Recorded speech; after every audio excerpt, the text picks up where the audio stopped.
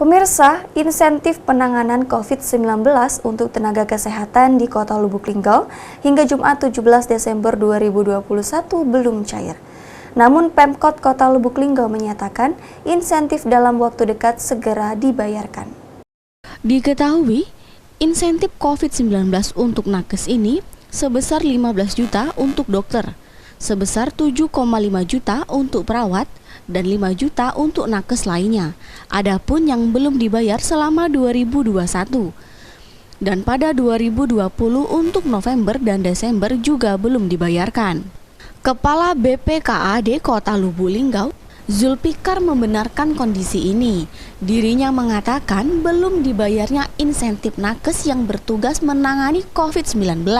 Karena dari Dinas Kesehatan Kota Lubuk Linggau lambat mengajukan pencairan BPKAD Kota Lubuk Linggau. Dari Dinkes mengajukannya 8 bulan sekali. Dari Januari, Agustus baru diajukan. Jadi terpaksa harus tunggu dulu.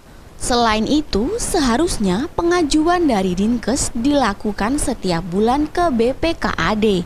Atau paling lama 2 bulan sekali. Jangan sudah menumpuk baru diajukan, karena kalau per 8 bulan jumlah dananya itu besar, sehingga menunggu dana DBH. Dia tuh ngajunya tuh kesehatan itu 8 bulan sekali ngajunya. Jadi nunggu be dulu. Itu besar duit, nunggu dulu duit DBH dan masuk ya. Kalau katanya kenal apa tidak? Iya, itulah dia nih aturan bulan jangan ngaju tuh 8 bulan sekali, dah lah. Baru masuk lo ngajunya tuh nyari. Iya, aturan sebulan apa 2 bulan lah paling lama, jangan numpuk-numpuk. Cak itu kesehatan tuh numpuk dari Januari sampai Agustus, ya dah. Itu akan dibayar, nunggu dulu di BH deh. Ya.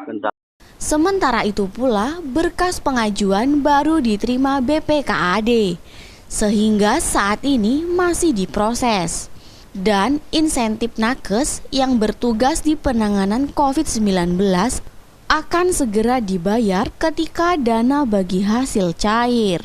Intinya akan dibayar menunggu dulu DBH. Anggaran itu ada kalau DBH masuk bulan ini kita selesaikan semua belanja rutin itu. Rajab, Silampari TV melaporkan.